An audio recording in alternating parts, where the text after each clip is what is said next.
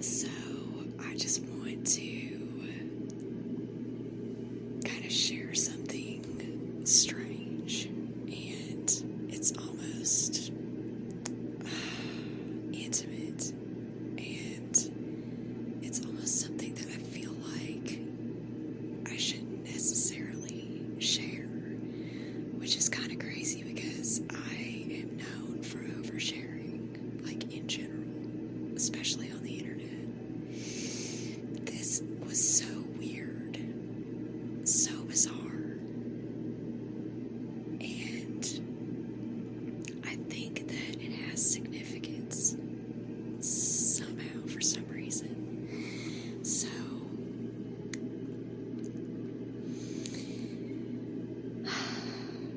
the Tulsa Bob Dylan Museum, right?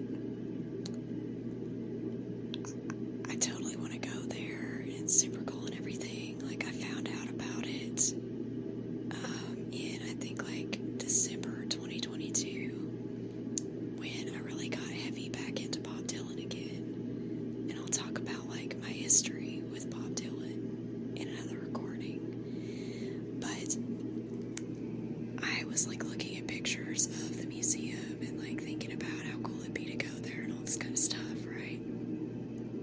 So, it was just after Christmas 2022, and for a couple weeks I had been like super back into Bob Dylan, like just going hard. And anyway, I came down with the flu after Christmas, and it was like hardcore. I've had the flu once before when I was like a teenager, and it's really a specific kind of feeling. Like, you just know when you have the flu. It just feels a certain way, right? So, for the first time in my life ever, I had fever dreams.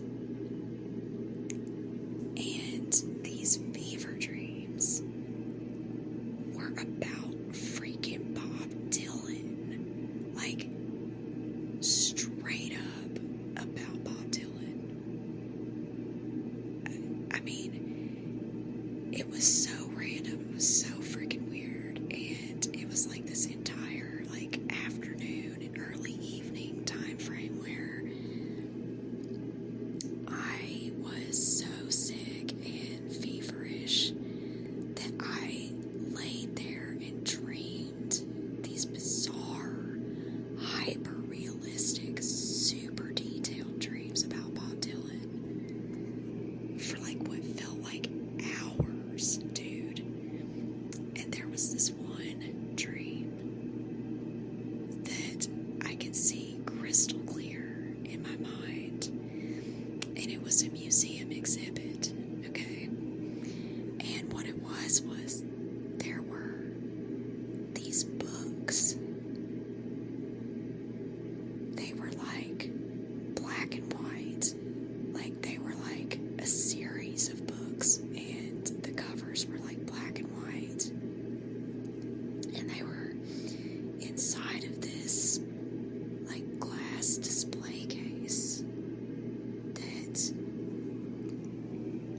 I don't know, it was really cool. It was like kind of futuristic, and it was like shuffling the books. Like, it was like a motorized like book shuffling machine, and it would keep shuffling these books into different formations.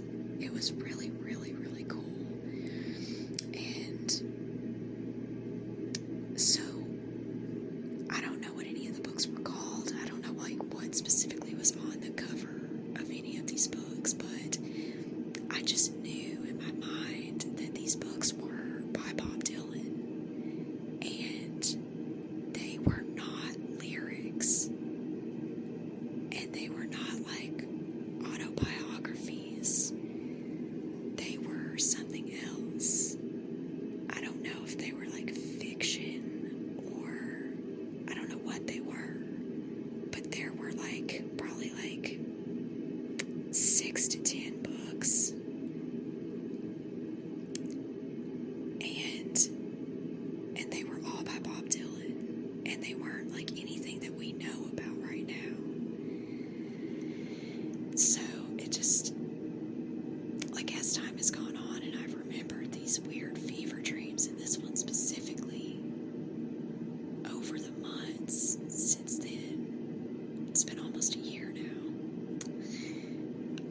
I've just been wondering every now and then, like, has Bob written like a ton of stuff that we don't know about yet? Because I know that, I think it was about Chronicles Volume 1 that he basically said that he doesn't like to write books, essentially, because of the proofreading aspect of things, like the editing aspect of things. He doesn't want to read back over it, you know, which, I mean, that's what editors are for. But, yeah, like, I just have this feeling that there are literary works by Bob Dylan that we don't know about yet, but may know about in the future. I mean, maybe even like posthumous releases or something. Like, I just feel like there's something up Bob's sleeve, dude. Like, there are things that we don't know, but that we're gonna know someday. And I'm kind of stoked about it.